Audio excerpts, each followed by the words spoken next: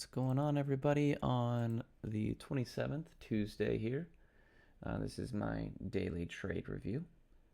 I did pretty well today. Had a pretty solid day. I took 3 tickers total. I think I had two trades in NTDM, both losers, 2 trades in NTWK, both winners, and then a small trade in TIRX. So we'll go over those. And then just answer a few questions right away. I don't actually use, I know a lot of people have asked me about putting in orders on Thinkorswim. I actually don't do any of my execution using Thinkorswim. I strictly use it for charts.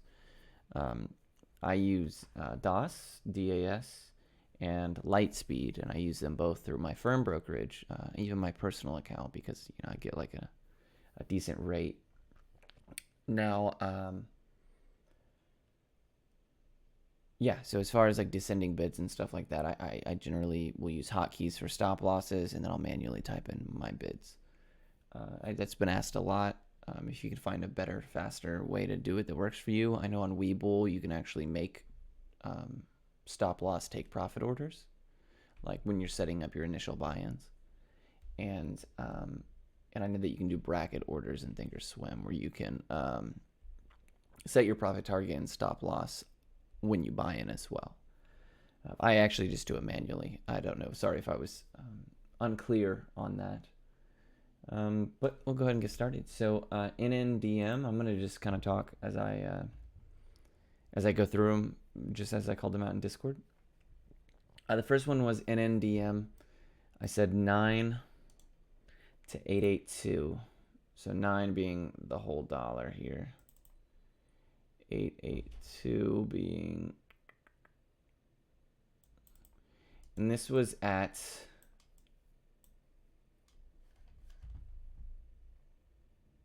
8:12 in the morning. 8:12 in the morning. So that would have been right around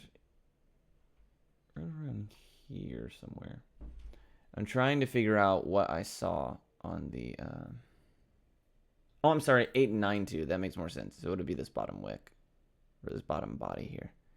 Yeah. Okay, that makes way more sense. It makes way more sense. I said 8 to 892, and I said it right about here at 8:12. Now, obviously, in the next 10 minutes, it didn't sell off quite enough. It maintained its position up here, set a new high, and then eventually sold off a little bit. Which, watching it into the open, I later said, eyeing zone again, watching for strength before entering. Oh, no, I'm sorry. I said, yeah, watching the zone again. Watching for strength. So as it came down in here, after the open, I had my zone, had my profit target up at the bottom of this wick here. Real tight stop, 10 cents. I actually think I just did 10 cents flat. So 8.8 was my stop loss, and then high of the run was my PT, and then my second PT was up here at 9.5. So that's what I was. Sorry, that's what I was shooting for. There was this, and then scale out or add, and then shoot for this. Now, as you can see here on this price action, it kind of came through, came back up in here. I think I probably added as it broke through here, and then it went up, and I probably could have sold, for 10 cents or whatever, but that wasn't my plan. My plan was to take 9.3 area and then to take the 9.5 area. And the reason I mention that is because it's very, very, very important to not get into the habit of being like, well, the trade is green, I'll just cut it now. I hate the phrase, you can't go broke taking profit, because it's not true. I mean, you can absolutely go, but you can hamstring yourself by just constantly thinking you need to take profit. So I ride my trades just like I explained in my system video. I ride my trades until either objective A or objective B is hit. I'm either stopped out of the move or it goes to where I need it to. Now, I will cut trades sometimes if volume dries up and it's just like, dangling up here, dangling down here for, an hour or something. Like, of course, there's reasons, but I never take profit because I'm like, oh, this might be the best I can get. Let me just get out real quick while it's still green. Get rid of your P&L. Get your P&L off your screen if that's something that you have a problem with, because it'll definitely hamstring your ability to let your winners run. That's something you need to teach yourself, and the best way that I do that to teach myself and to make sure that I stay on top of that is to have these profit targets, so that I have a defined area that once price reaches it, I'm out. Because this didn't reach it, I didn't sell, and eventually it did go against me and stop me out. But objective A, objective B. And unfortunately, objective B was hit in this situation. I did get back in right up here, which was foolish of me. I said, I even said in Discord, definitely going to need strength. It's entering as it's coming from the bottom this time. Now, it is possible, although it's a little bit more rare, for a move to oversell, come back into the zone, rest up here before taking off. But again, it just immediately stopped me out right after. I wasn't in like a full size or anything like that. But even with those two losses, very decisive, very quick, I take my stop losses immediately as I hit them, because that's why I put them there. I don't ever move it. Because again, my trend system is that if this is touched, you can see this nasty arch right here. That's not an uptrend anymore, right? This arch shape here. I should have, we'll call it a revenge trade. Looking back on it, the first loss was one I'm proud of, I'm fine with. And the second one was one I'm not, because it was just a bad idea. I didn't trade my plan. I didn't trade my uptrending system. I was just trying to make my money back, and I ended up making it a little bit worse, which is obviously, not a good habit, not a good thing. But identifying it here, the big thing is, and this happens a lot when I trade this close to the open, is that zones don't often hold up because volume is so prominent at this point in time. Look at this. Over 4 million volume on these first two candles. 6 million volume on almost 8 million volume on this first candle. 6 million, almost 6 on the second.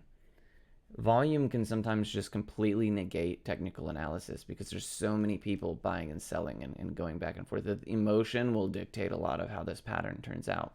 So if I do what I usually do, which is allow myself 5 to 10 minutes or so of a pattern to form before I consider taking zones, then I would have seen price here.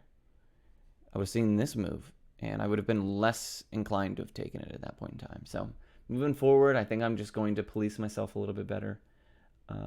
There's a tweezer top here, respective VWAP on the downtrend. There were a lot of bad signs. So the first trade, I'm okay with.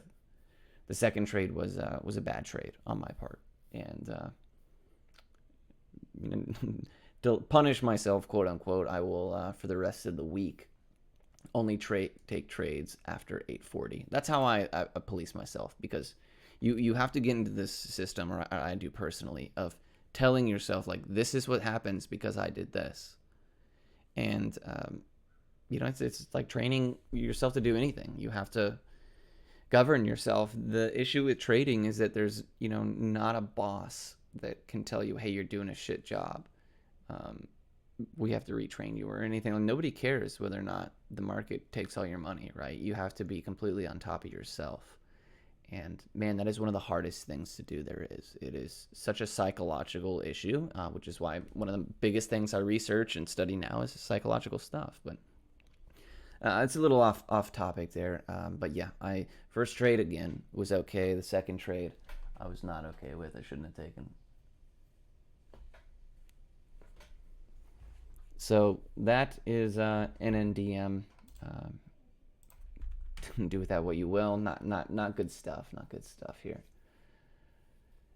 I want to say that, yeah, I ended up saying zone ended up acting as resistance. Shame. If it held, it would have had a beautiful chart on the 510. Yeah, it would have curved down here and come up. But it didn't. There's no need to take that second trade and exacerbate my losses there for no reason. We'll do TIRX next, simply because it was such a short-term trade I took. Yeah, I said, apparently my zone's right here. TIRX 15, oh no, I ended up removing that. So let's see. So it was actually halted when I came to see it here. It had halted up on this move.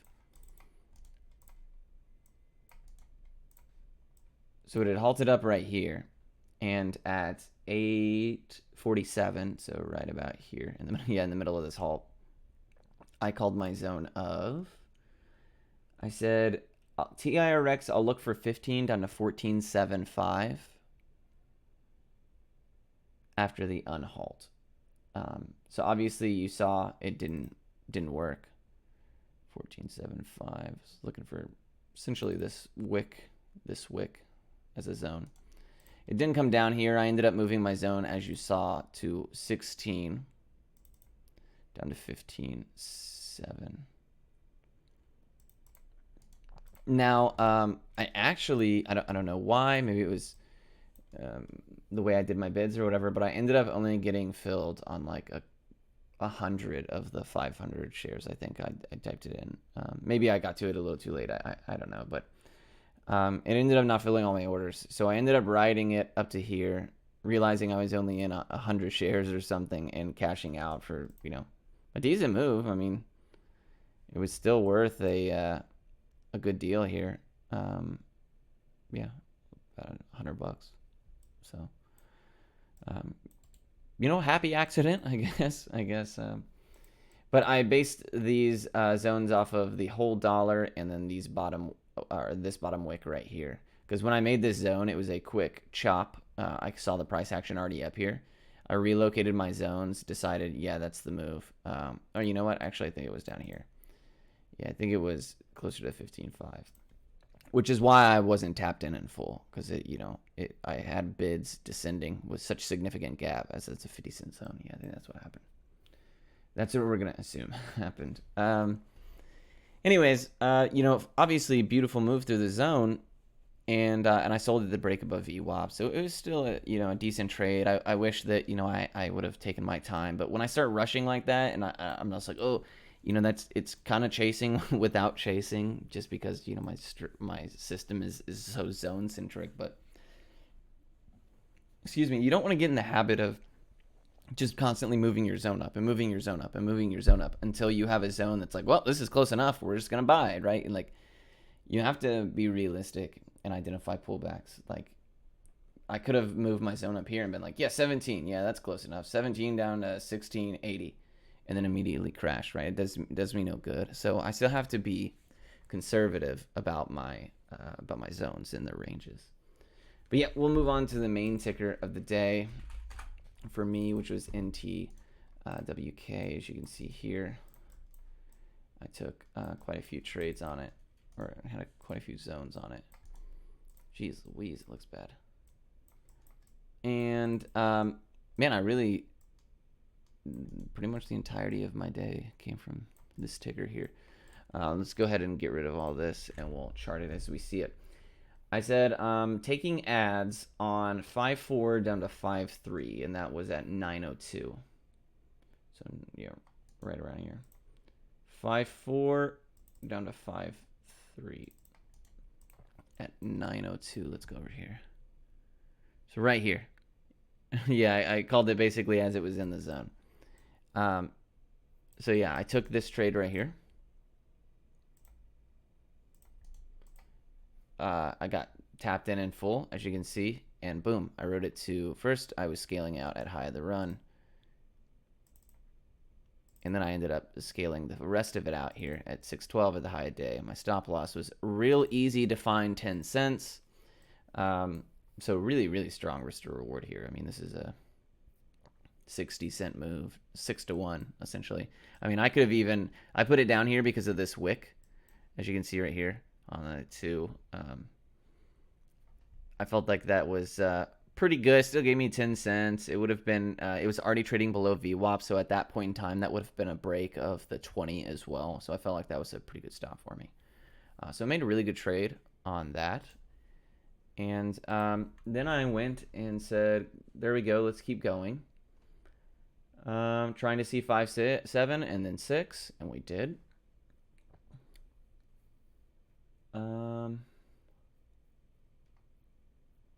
NTWK might be a replay 5-5 to 5-4. Okay, so let's do it again. So 5-5 to 5-4. That's good enough. I said that. 5-5 to 5-4, and that was at 9-11. So I took it again, right? Well, I called it right up here as prices up here, but it did come right back to that zone. Beautiful, beautiful zone. Just 10 cents higher than it was previously when I made it down here. I could have probably even kept that zone, although I wouldn't have gotten filled in full. And then I said, filled on all orders. I'm going to take profit at 5.8. Not holding for high of day. Stop is at 5.25. So I said all of that out loud, or I typed all of that into Discord. So my profit target was now 5.8 because of these candles up here. These candles up here. You can see the 5.8's a pretty darn key level all the way across. And I specifically mentioned not holding for a high a day. And that we're gonna see why that's important here in a second. So where was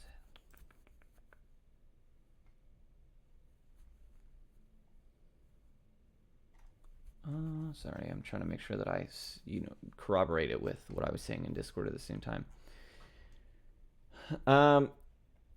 Okay, here we go. So yeah, it did pop out of this range here. It went to 5.6, as you can see right here, which is VWAP. And I sold at the break of 5.6. And then I said, not liking the big picture, so I'm taking half profit at 5.6. So I did. Then I said I'm adding back on the dip at 5.4 because it bounced obviously back to my zone right around here. I'm shooting for 5.6 again to have a free play. So my profit target was here. Now this is obviously essentially a 1-to-1, really tight scalp range, really quick action. But you can see that volume is coming through, but price isn't moving a whole lot. Typically a sign that I don't need to stay in the move for too long. So I shot for a free play. Now it came down and boom. If you're not sure what the free play is, I have a video on that, so go watch that. But I ended up taking half profit at 5.6, added back that half that I sold, and then took half profit again at 5.6. So I'm out a full position's worth of profit on that 20 cents and change move. And I have half a position left I raised the stop to break even, which was 5.4. And it cost me $0. No matter what happens, I make an entire trade's worth of profit like I already did. And I'm completely protected with the opportunity for the play to extend. And it did. The play did eventually go up to my 5.8 initial target with a zero risk half a position, and I managed to sell. And why I mentioned that it's important to not hold for high a day is you can see right here afterwards, boom, it came right back down. And this is pretty common. After a high a day run like this with a lot of volume and then a lot of selling volume and tired action to get back up here, it's usually people who missed the big move who are trying to get back in and push it up again, and it almost never makes it. If volume is not greater than it was over here, it's very unlikely that it's going to overtake this. But you can definitely go for the ride and take a smaller gains, but you have to be more conservative about your price target, which is why I went out of my way to mention that there. Oh, I did actually take one more trade on VXRT today, but I did this from mobile. So I can't remember exactly where the range was. Let me look.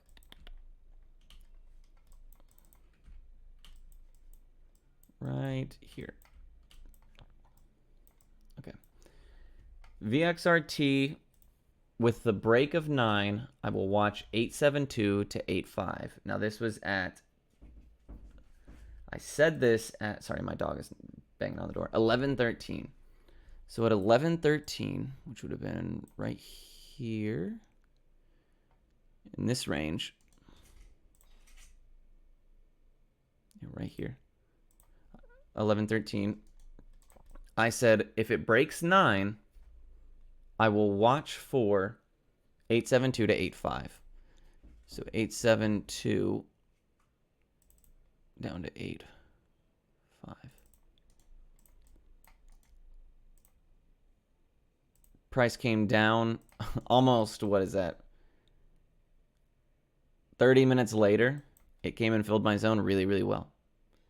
And I shot for, again, I even said in chat, I'm scaling half at 9, and I'm holding the rest for 9.5. As you can see, 9.5 was the high here. But again, just like earlier, I noticed the volume was not greater, it's not more significant than it was previously. So I decided that I wanted to just scale out a little bit above 9 here. And then as I saw this action kind of happening, I was on my phone. I said, you know what? I'm taking the rest at 9 as well. We'll just take the 40-cent move. And that's where I ended my day. So yeah, I had a really solid day. Those two losers were like a fraction of my P&L. So even though I lost twice right off the bat, I still made a significant amount of money comparatively because my stops were where they were. My risk was very tight, and I didn't change my plan. I didn't move my stop, and I'm proud of that. I'm proud of that. So you can lose. It's important to remember that you can lose, and you will lose. I personally had a bad habit of getting hung up on the aspect of like I can never lose. I have to be right all the time. And you don't have to be, as long as you respect your risk management and all that stuff. You can lose. Sometimes I lose more than I win in a day, and I still make money. And it's important to master that, because if you master that first, the rest of it is a lot easier to learn. The psychology is something that a lot of people struggle with, and if you can get ahead on that, then you're going to go far. So that is it for me today. I will see you guys back again tomorrow. Have a good one.